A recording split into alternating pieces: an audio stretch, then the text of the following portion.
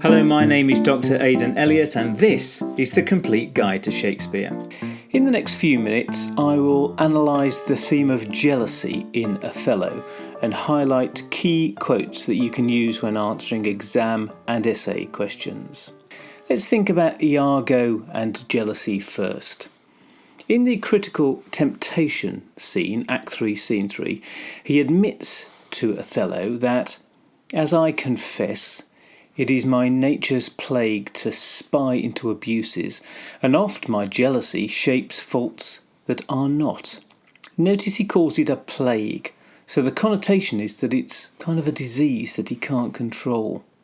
Now this idea is reinforced by Emilia later in the play, when she says, "They are not ever jealous for the cause, but jealous for they are jealous. 'Tis a monster begot upon itself, born on itself."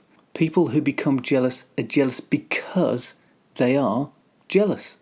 It's a monster that brings about its own birth. Emilia here is suggesting that jealousy occurs without anything causing it. But is it true of all people? As we will see with Othello, his case might be different.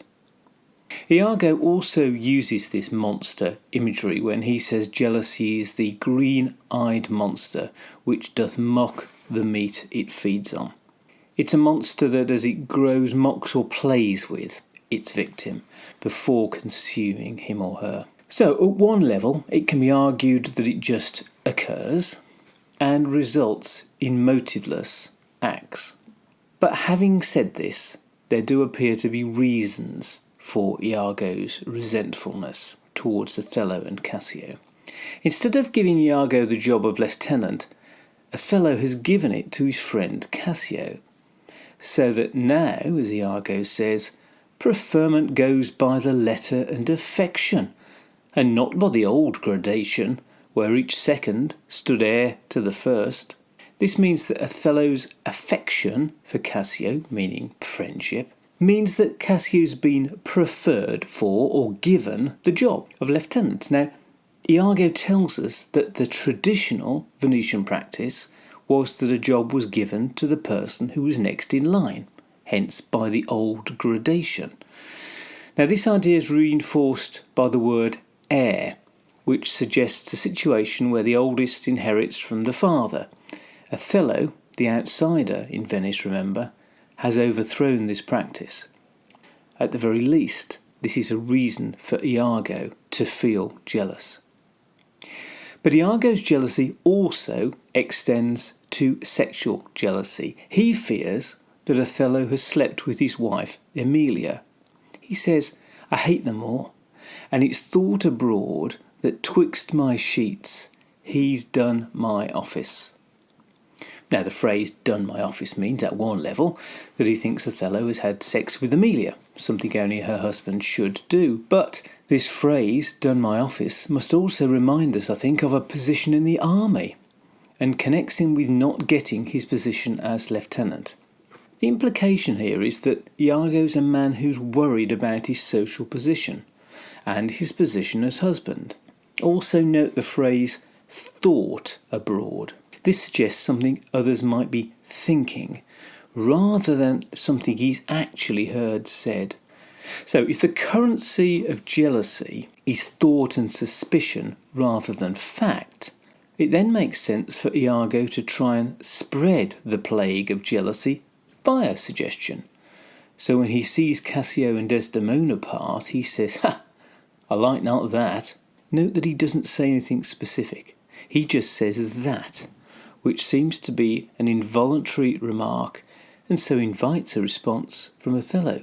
What is that? But why does this suggestion necessarily lead to Othello becoming jealous in Act 3, Scene 3?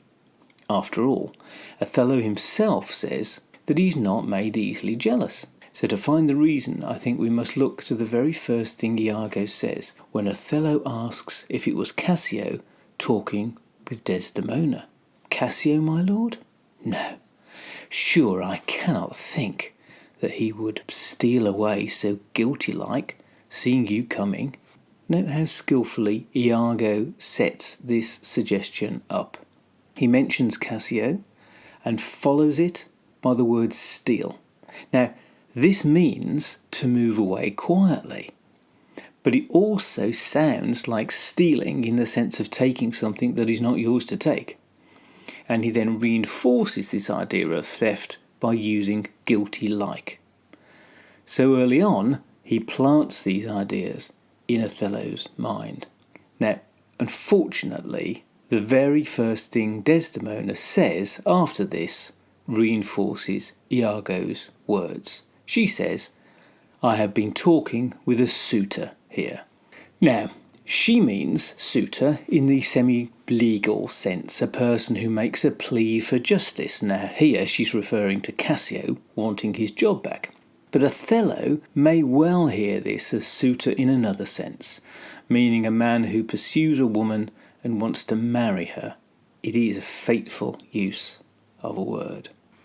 But Othello tries to avoid jumping to conclusions based on suggestions alone. He says, "No, Iago, I'll see before I doubt. When I doubt, prove, and on the proof there is no more but this. Away at once with either love or jealousy." So, on the surface, this seems a watertight approach. He'll see what Desdemona actually does. If he has doubts, he'll seek to prove that she's innocent or guilty. Then and only then will he either stop being jealous or stop loving Desdemona. But why should Othello pay so much attention to what Iago says? Now, one reason is that, as Iago says early in the play, the Moor is of a free and open nature that thinks men honest that but seem to be so. Now, sadly for him, he thinks Iago is honest. In fact, Othello refers to Iago as honest 12 times in this play, from Act 1, Scene 3, right through to Act 5, Scene 2.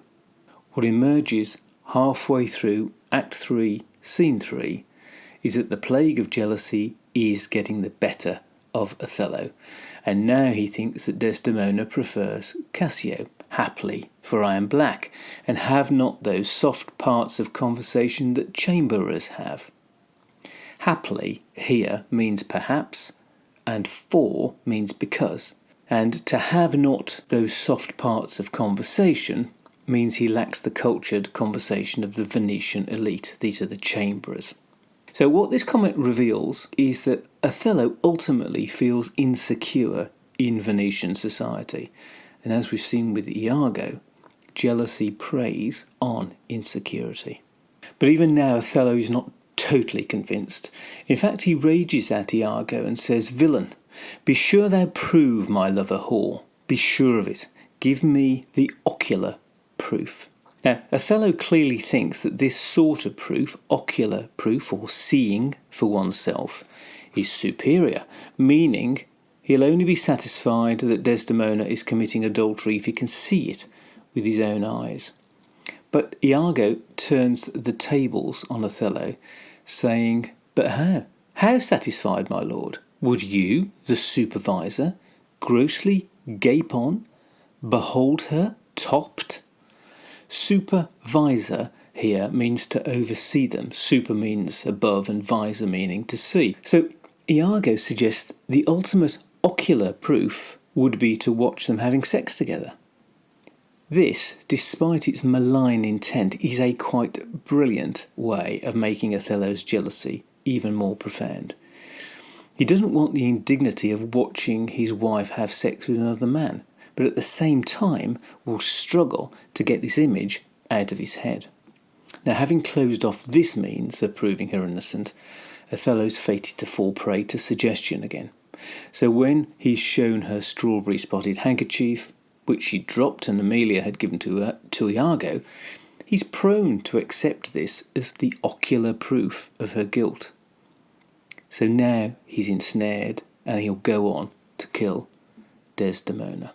In summary, what can we conclude about jealousy in this play? Is Iago's malignity motiveless? Well, we can speculate about why he's a jealous person. Is it because he feels inferior? But we can't prove that. but there is at least some evidence to suggest that, plagued by jealousy, he has some reason to be jealous, particularly of Cassio, if not Emilia and Othello having an affair. And if we compare Othello, his jealousy didn't seem to exist until his mind was infected with IAGO'S ideas.